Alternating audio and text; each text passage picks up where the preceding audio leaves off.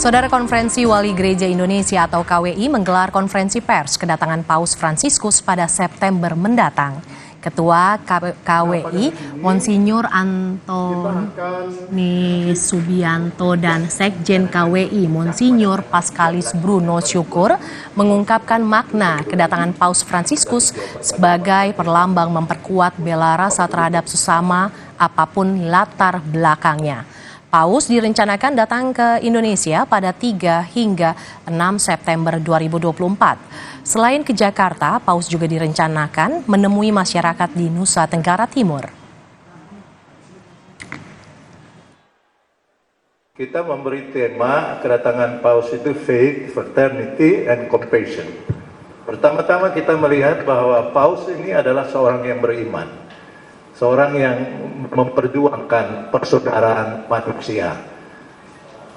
Lalu juga seorang yang memiliki rasa belas kasih yang mau ditampilkan dalam perhatian kepada umat manusia.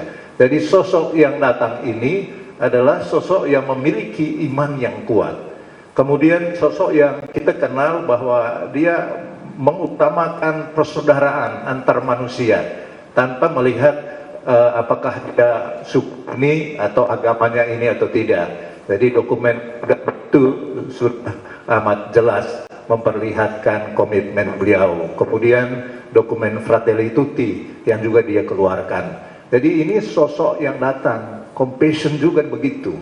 Nah, dia datang ke negara kita. Negara kita ini adalah negara yang orangnya beriman.